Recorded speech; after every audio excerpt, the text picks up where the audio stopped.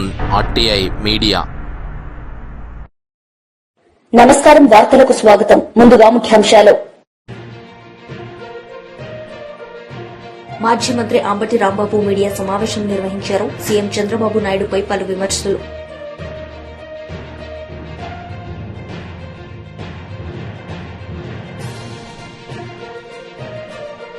BJP leader press meet, CM Revanth రెడ్డిపై fire. ప్రజా వేదికలో ఆటో డ్రైవర్లు సీఎం చంద్రబాబు నాయుడుకు కృతజ్ఞతలు చెప్పారు. ఈ సందర్భంగా సీఎం చంద్రబాబు నాయుడు మాట్లాడారు.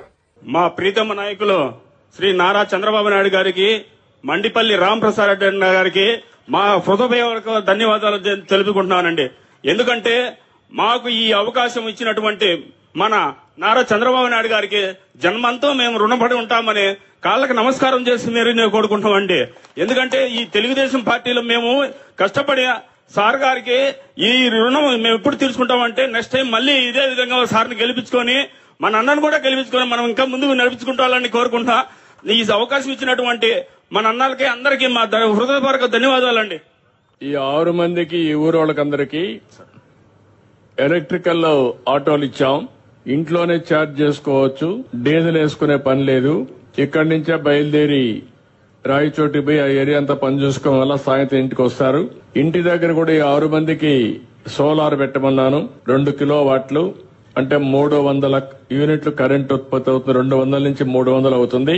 దానివల్ల ఆటో ఛార్జ్ చేసుకుంటారు. ఇంట్లో కూడా కరెంటు ఛార్జీలు కట్టే పరిస్థితి ఉండదు. 2 విధాల లాభం వస్తుంది. మిగిలితే కరెంటు మళ్ళా గ్రిడ్కి ఇస్తే 1 యూనిట్ కి 2 రూపాయల చొప్పున ఆదాయం కూడా వస్తుంది. ఇంటిపై నీళ్లు చేయాల్సింది సోలార్ ప్యానెల్స్ పెట్టుకుంటే ఆటోమేటిక్ గా ఆటో ఫ్రీగా రన్ అవుతుంది. ఎక్కడ గాలి తీసుకుపోతారు అంటే పెట్రోల్ గాని డీజిల్ గాని వేసుకునే పని లేదు. రెండోది, ఇంట్లో కరెంట్ ఎంత వాడుకుంటారు అది కూడా ఫ్రీగా వాడుకుంటారు.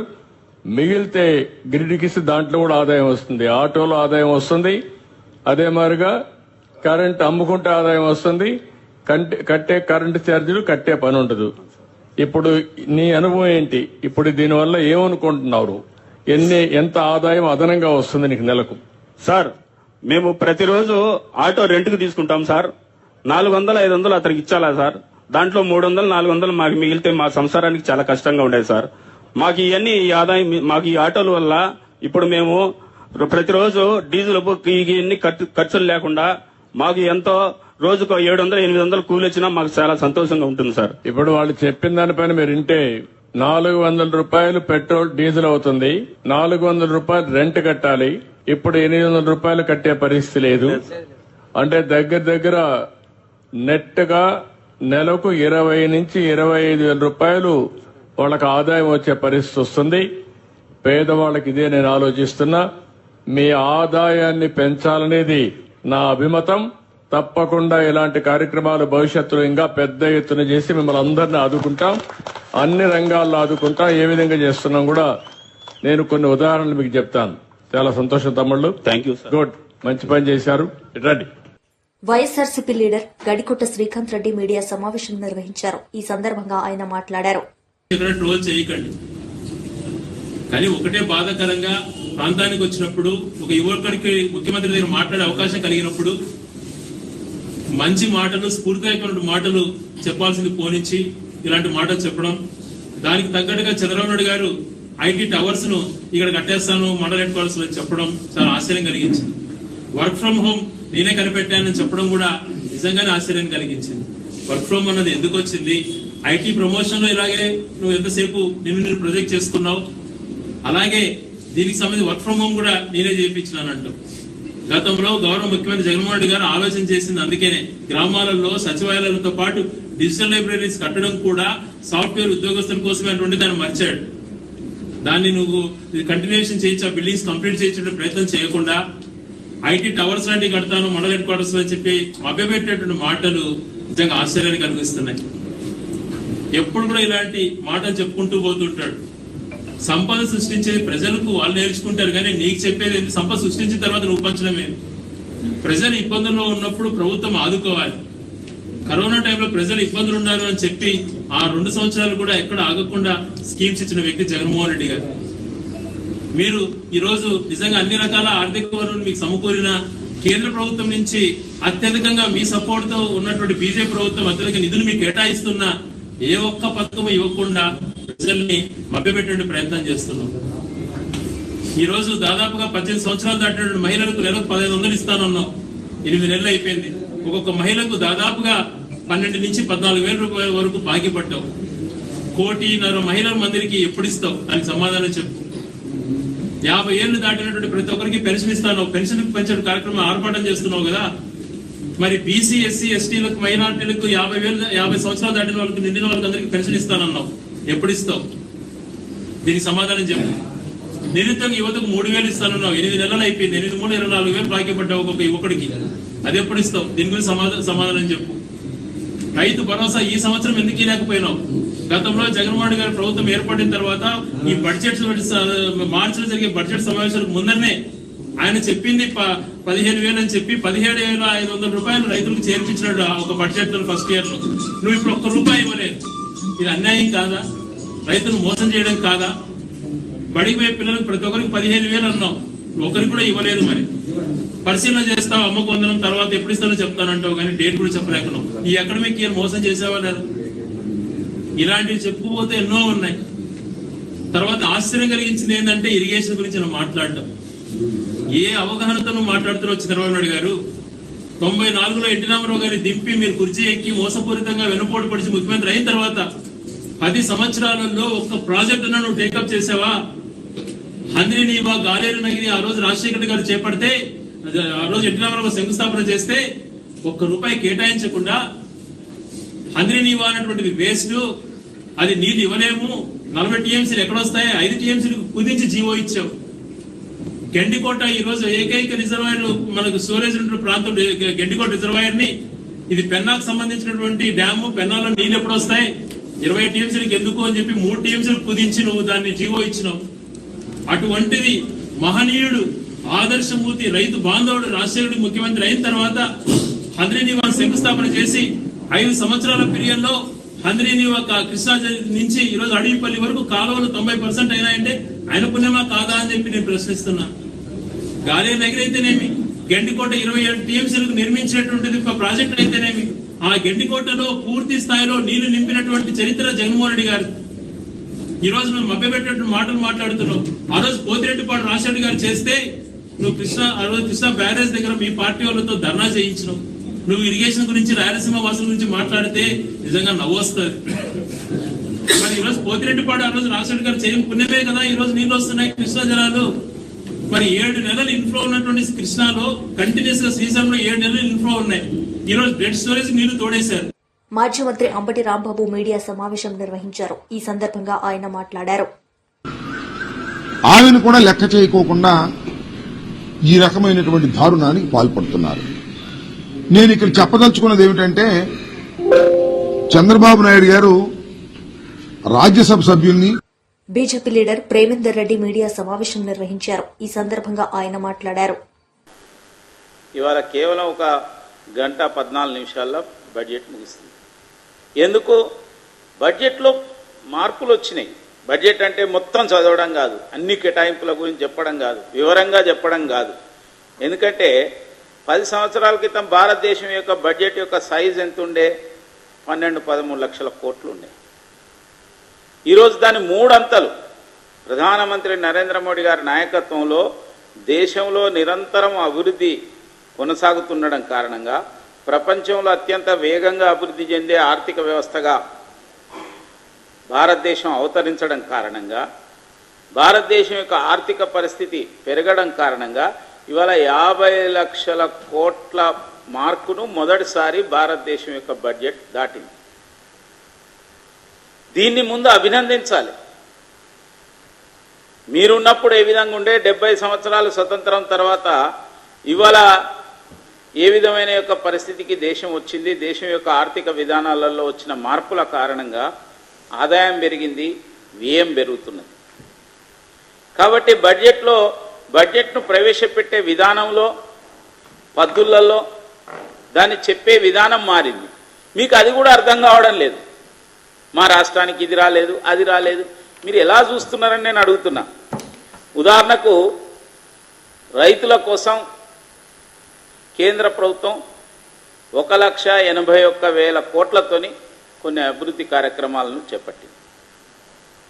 అంటే దాంట్లో మళ్ళీ మా రాష్ట్రానికి ఏమొచ్చింది? మీ రాష్ట్రానికి దాంట్లో మన రాష్ట్రం తెలంగాణ ఉండదా? కిసాన్ సన్మాన్కు 63,500 కోట్లు కేటాయించిండ్రు.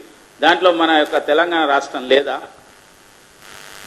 వెనుకబడిన యొక్క 100 జిల్లాలలో అంటే వ్యవసాయకంగా సాగు పరంగా వెనుకబడిన 100 జిల్లాల్లో ఉత్పత్తిని పెంచడానికి బడ్జెట్లో పెద్ద ఎత్తున డబ్బులు కేటాయించింది. అటువంటి జిల్లాలు మన రాష్ట్రంలో ఉన్నప్పుడు అది తెలంగాణకు ఉపయోగకరం కాదా?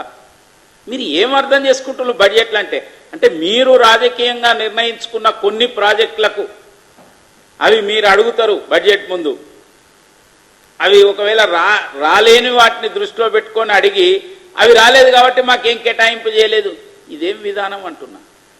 ఇది రాజకీయంగా మీరు మాట్లాడే విధానం తప్పితే నిజంగా తెలంగాణ ప్రజల కోసం తెలంగాణ కోసం మాట్లాడుతున్న విషయం కాదు. ఇవాళ తెలంగాణే కాదు అన్ని రాష్ట్రాల సమగ్ర అభివృద్ధి కోసం ఆలోచిస్తున్న ప్రభుత్వం ప్రధానమంత్రి నరేంద్ర మోడీ గారి ప్రభుత్వం. కాబట్టి మీరు ఎన్నడైనా చూడండి, కాంగ్రెస్ ప్రభుత్వం ఉన్నప్పుడు బడ్జెట్ అంటే రైల్వే ఛార్జీలు పెరగడం, బడ్జెట్ అంటే ఎప్పుడు చూసినా కూడా రైల్వే లాస్లో ఉండడం. కానీ ఈ రోజున 2,50,000 కోట్ల పైగా ఒక బడ్జెట్ను కేటాయింపులను రైల్వేలకు కేటాయిస్తున్న ప్రభుత్వం నరేంద్ర మోడీ ప్రభుత్వం. గత 2-3 సంవత్సరాల నుంచి కానీ ఈ సంవత్సరం కానీ 2,65,000 కోట్లు కేటాయించింది. దాంట్లో 200 కొత్త ట్రైన్లు వస్తున్నాయి. అందులో తెలంగాణ లేదా? వందే భారత్లో తెలంగాణకు ఉపయోగపడతలేవా? అమృత్ భారత్ యొక్క ఉపయోగపడతాయి. తెలంగాణలో 40 రైల్వే స్టేషన్స్ను ఆధునీకరించబడుతున్నాయి. ఇటీవలనే మనం చూసాం చెర్లపల్లి యొక్క రైల్వే టెర్మినల్ను. ఇవన్నీ మీకు అర్థం కావడమే లేదు. మీరు బడ్జెట్ చూసే యొక్క విధానం మీకు అర్థం కావడం లేదు. రైల్వే ప్రాజెక్ట్స్ 32-33 వేల కోట్ల రూపాయల యొక్క ప్రాజెక్ట్స్ తెలంగాణలో నడుస్తున్నాయి. ఇంకా ఇప్పుడు గతంలో ఏమిటంటే బడ్జెట్ రోజే అన్ని చదవడం, కానీ ఇప్పుడు బడ్జెట్ ప్రవేశపెట్టినాక 1-2 రోజుల తర్వాత మళ్ళా పద్దుల వారీగా కేటాయింపులు ఏమిటి, రాష్ట్రాల వారీగా కేటాయింపులు ఏమిటి అని చెప్పి సంపూర్ణంగా విశ్లేషించే యొక్క బడ్జెట్ ఇది. దీంట్లో అనేకం కూడా రాష్ట్రాలకు ఉపయోగం జరుగుతున్నది, అనేకం మన తెలంగాణకు ఉపయోగం జరుగుతుంది. తెలంగాణ రీజనల్ రింగ్ రోడ్ కేంద్ర ప్రభుత్వమే స్వయంగా టెండర్లను పిలిచింది. దానికి మీకు ఏమిటి అంటున్నా నేను? మీరు చేయవలసిన పని భూసేకరణ. ఆ భూసేకరణ పూర్తిగా చేయకుండా దక్షిణ భాగం మేమే చేపడతాం. మరి ఏమైంది? చేపట్టిందా? ఉత్తర భాగానికి కేంద్ర ప్రభుత్వం టెండర్లను పిలిచింది, దానికి మొత్తం డబ్బులు కేటాయిస్తున్నది. తర్వాత ఎరువుల యొక్క సబ్సిడీ కోసం 1,00,000 కోట్ల పైగా కేంద్ర ప్రభుత్వం పద్దును కేటాయించింది. కానీ సమయానుకూలంగా అవసరాన్ని బట్టి దానికి మళ్ళీ ఇంటర్నేషనల్ మార్కెట్లో కనుక ఎరువుల రేట్లు కనుక పెరిగితే రైతుల పైన భారం పడకుండా మళ్ళీ 1,000 కోట్ల రూపాయలు రిలీజ్ చేసిన యొక్క ప్రభుత్వం నరేంద్ర మోడీ గారి ప్రభుత్వం. ఆ విధంగా ఆలోచన చేస్తూ ఇవాళ ముందుకెళ్తున్నది. ఒకవైపు పేద ప్రజల కోసం, మహిళలు, రైతులు, యువత కోసం ఈ బడ్జెట్ ఎంతో విప్లవాత్మకమైన యొక్క విషయాలను తీసుకొచ్చింది.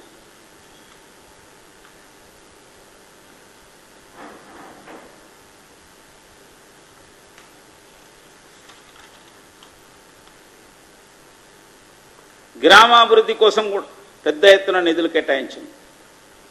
ప్రధానమంత్రి గ్రామీణ సడక్ యోజనకు నిధులు పెంచారు 19,000 కోట్ల పైన.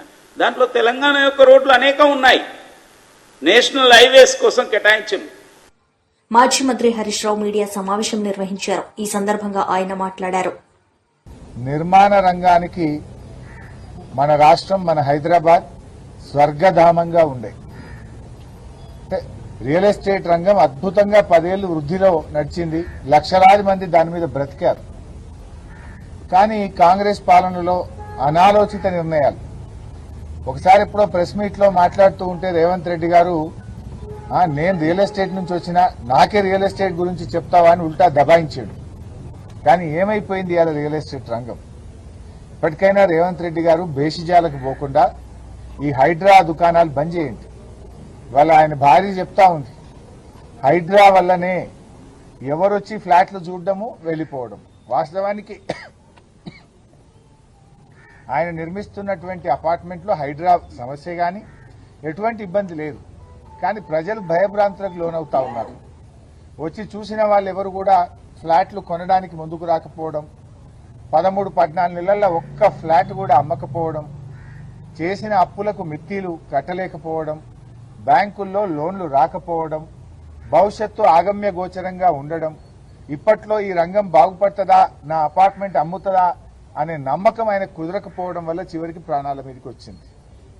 అంటే ఇలా నువ్వు హైడ్రా అనేటువంటిది పెట్టి ప్రజలను భయభ్రాంతులకు లోన్ చేసినావు. ఇలా విదేశాల్లో ఉండే, అమెరికాలో ఉండే వాళ్ళు, ఇతర దేశాల్లో ఉండే వాళ్ళు హైదరాబాద్లో అపార్ట్మెంట్ కొనాలంటే ఏమో హైడ్రా ఉందట అని వెనక ముందు అయిపోతున్నారు, ఆగిపోతున్నారు. ఉత్తర భారతదేశం నుంచి వచ్చే వాళ్ళు, గ్రామీణ ప్రాంతం నుంచి, పల్లెల నుంచి ఎవరైనా హైదరాబాద్లో అపార్ట్మెంట్ కొనుక్కుందాం అనుకున్న వాళ్ళు ఏమో హైదరాబాద్లని ఊలగొడుతుందట, అంతా హైడ్రా నడుస్తుందట అనే భయంతో ఇతర రాష్ట్రాల వాళ్ళు కానీ జిల్లాల వాళ్ళు కూడా హైదరాబాద్లో పెట్టుబడులు పెట్టడానికి భయపడే పరిస్థితి వచ్చింది. ఇవాళ వేణుగోపాల్ రెడ్డి లాగా మరో చిన్న బిల్డర్లు పాపం కష్టపడి అప్పులు తెచ్చి 10 మందికి ఉపాధి కల్పిస్తూ తమ కాళ్ళ మీద తాము నిలబడుతున్నారు. ప్రభుత్వాన్ని ₹1 అప్పడగలే, ప్రభుత్వాన్ని ఏం గ్రాంట్ అడగలే, వాళ్ళు బతుకుతూ 10 మందిని బతికిస్తా ఉన్నారు. ఇవాళ అటువంటి వాళ్లకు ప్రాణం మీద తెచ్చినావు నువ్వు అన్ని తప్పుడు నిర్ణయాలు. రాగానే హైడ్రా అంటివి, పర్మిషన్లున్న ఇల్లు కూడా కూలగొట్టినావు కదా. తర్వాత హైకోర్టు మొట్టికాయలు వేసినాక, చేతులు గాలినాక ఆకులు పట్టుకున్నట్టు లేలే ఇప్పుడు పర్మిషన్లు ఉన్నాయి కూలగొట్ట అంటివి. కొట్టిన వాళ్ళ సంగతి ఏంది? ఇంకా కూడా రోజు టీవీ పెడితే ఆడిల్లు కూలగొడుతుండ్రు, ఈడ ఇల్లు కూలగొడుతుండ్రు అంటే ఒక నెగటివ్ ఇమేజ్ ఇస్తా ఉన్నావు. దాంతో ఏమైపోయిందంటే ఆ పాజిటివ్ ఎన్విరాన్మెంటే రాష్ట్రంలో రాకుండా పోయింది. అటు మూసీలో పోతివి, పేదల ఇల్లు కూలగొట్టే ప్రయత్నం చేస్తుంది. రాగానే మెట్రో రైలు రద్దంటివి, ఫార్మా సిటీ రద్దంటివి, 10 గంటలకే హైదరాబాద్ లో దుకాన్లు బంద్ చేయమంటివి. అన్ని ఆగమాగం నిర్ణయాలు, అనాలోచితమైన నిర్ణయాలు. దీని ద్వారా ఇలా ఆ పాజిటివిటీ అనేది రాష్ట్రంలో లోపించింది. ఇలా మార్కెట్ మొత్తం కూడా ఆగమైపోయింది. ఇవాళ జిల్లాల్లో కూడా అసలు ప్లాట్లు అమ్ముతలేవని, అపార్ట్మెంట్లు అమ్ముతలేవని, గేటెడ్ కమ్యూనిటీలు అమ్ముతలేవని, పిల్లల పెళ్లిళ్ళు ఉన్నాయి, పిల్లలు అమెరికా పోవాలి, ఏదైనా ఆపద పడ్డది, దవాఖాన ఉన్నది, అమ్ముకుందాం ఒక ప్లాట్ అంటే కూడా అమ్ముకోనటువంటి దయనీయమైన పరిస్థితి రాష్ట్రంలో వచ్చింది. 10 ఏళ్లలో కేసీఆర్ గారేమో హైదరాబాద్ అంటే దేశం మొత్తం హైదరాబాద్ దిక్కు చూసింది. ఉత్తర భారతదేశం వాళ్ళు వచ్చి హైదరాబాద్ లో ఇన్వెస్ట్మెంట్ చేశారు. విదేశాల నుంచి హైదరాబాద్ కి ఇన్వెస్ట్మెంట్స్ వచ్చాయి. కానీ మీరు వచ్చిన తర్వాత హైదరాబాద్ నుంచే బిల్డర్లు బెంగళూరు పోతున్నారు, బాంబే పోతున్నారు, నోయిడా పోతున్నారు. హైదరాబాద్ నుంచి బయటకు పోయే పరిస్థితి తెచ్చావు. మరి ఇలా ఈ వేణుగోపాల్ రెడ్డి గారి కుటుంబాన్ని ఎట్లా ఆదుకుంటారు?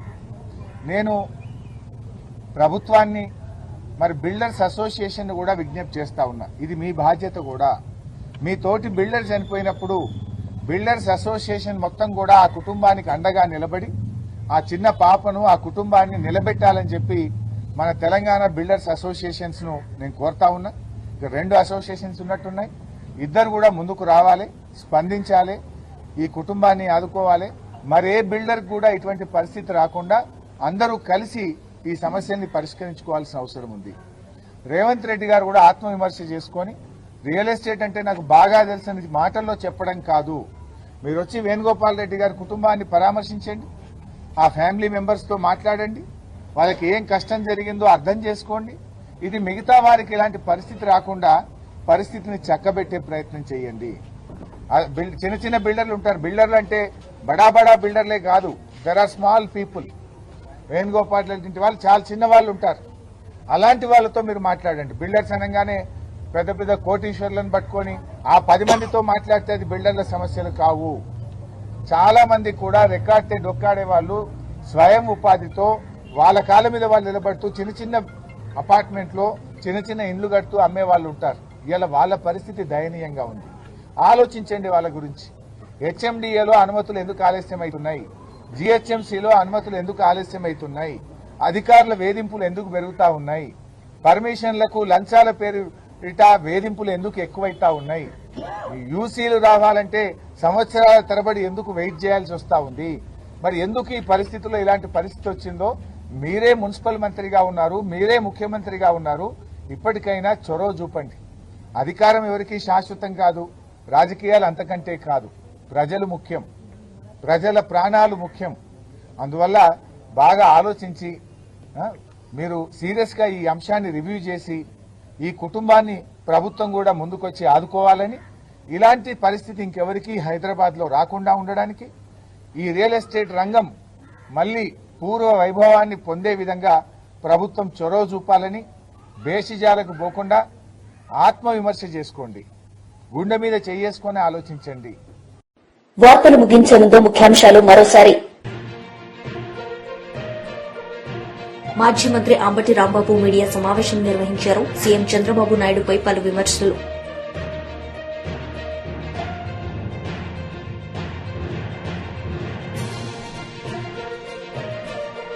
BJP leader press meet, CM Revanth రెడ్డిపై ఫైర్. ఈ వార్తలు ఇంతటితో సమాప్తం. తిరిగి ప్రసారమయ్యే వార్తల్లో మళ్లీ కలుద్దాం. అంతవరకు సెలవు. నమస్తే.